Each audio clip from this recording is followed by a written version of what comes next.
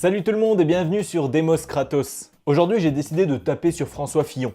J'en avais marre d'entendre que c'était un homme intègre, droit dans ses bottes, prêt à redresser la France à coups de rigueur. Je ne fais pas cette vidéo pour aboyer bêtement, même si j'adore ça, mais surtout pour montrer l'envers du décor. En effet, le programme de François Fillon peut se résumer basiquement à « il faut réduire les dépenses de l'État pour surmonter la crise économique ». Bien que ce programme soit plutôt stupide économiquement, j'y reviendrai dans une prochaine vidéo très certainement, je voulais surtout montrer aujourd'hui l'hypocrisie du personnage qui demande aux citoyens lambda de se serrer la ceinture, d'aller moins chez le médecin, alors que lui cela coule douce à l'Elysée. Bah ouais, faut pas oublier qu'il a été Premier ministre.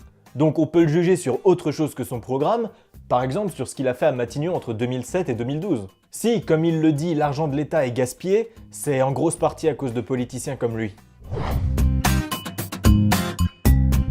Je pense qu'il y a un réel intérêt à montrer l'hypocrisie de nos politiciens pour rendre compte d'au moins une chose, ils ne subissent que très rarement les politiques qu'ils mettent en place. Ils veulent réduire le remboursement de la sécurité sociale, baisser le salaire minimum, arrêter d'aider les pauvres avec des aides sociales et j'en passe plein d'autres. Ce que je veux dire, c'est que pratiquement aucun de nos politiciens, à une ou deux exceptions près, n'a connu ces situations de familles qui doivent survivre avec le SMIC d'un seul des deux parents.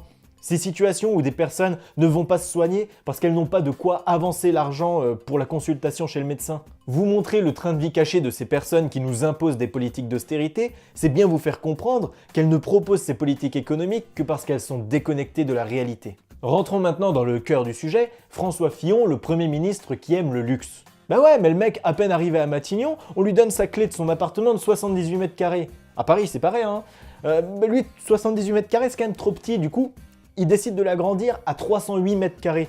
Et aussi d'inviter toute sa famille à vivre dedans, aux frais du contribuable, bien évidemment. Fifi, il aime bien le luxe, mais il aime aussi beaucoup les avions. Pourquoi je dis ça? Parce que quand il était Premier ministre, il avait l'habitude d'utiliser le Falcon du gouvernement pour pratiquement tous ses déplacements. Et petit rappel quand même, 1 heure de trajet dans ce type d'avion, c'est environ 9400 €. Voilà, ça pose les bases. Mais là vous allez me dire, mais oui, mais c'est normal pour un Premier ministre. Il doit se déplacer dans toute la France, il doit aller vite, c'est pour le travail. Ok, sauf que le truc, c'est qu'il l'utilisait pas uniquement pour son travail, il l'utilisait aussi pour ses besoins personnels. Par exemple, mai 2009, petit week-end à Marrakech avec la famille et tout, et ben hop, on y va en Falcon 50, c'est beaucoup plus rapide et en plus c'est gratuit. On va rappeler le coût parce que si, c'est important quand même. Juste pour le trajet pour les 3 jours là, ça a coûté 182 272 € aux contribuables français. On va prendre un deuxième exemple pour bien montrer que Fifi, il est fan des avions. En décembre 2011, le magazine Capital révèle que François Fillon utilise régulièrement le Falcon de l'Elysée pour aller en week-end avec sa famille dans son château de la Sarthe. Alors oui, le monsieur il a un grand château et pour aller y faire bronzette avec sa famille et ses amis, il coûte 30 000 € par week-end aux contribuables français. Ce qui fait à peu près 1,3 million d'euros par an. Voilà, donc rien que le coût de ces trajets pour aller en week-end, sur 1 an, c'est beaucoup plus d'argent que ce qu'on pourrait gagner nous sur toute une vie. Mais maintenant, Fillon, il est plus Premier ministre, il devrait plus nous coûter d'argent. Ah si, il nous coûte encore 86 000 € par an. Ben ouais, mais c'est un ancien Premier ministre. Du coup, l'État, c'est-à-dire le contribuable français, lui paye un assistant, un chauffeur, la voiture de fonction qui va avec, l'essence, et même l'assurance de la voiture à vie. Donc quand vous voyez François Fillon en train de se déplacer en voiture pour aller faire sa campagne présidentielle à gauche et à droite, dites-vous bien que c'est vous tous là qui financez sa voiture, son chauffeur, son assistant, son essence, tout.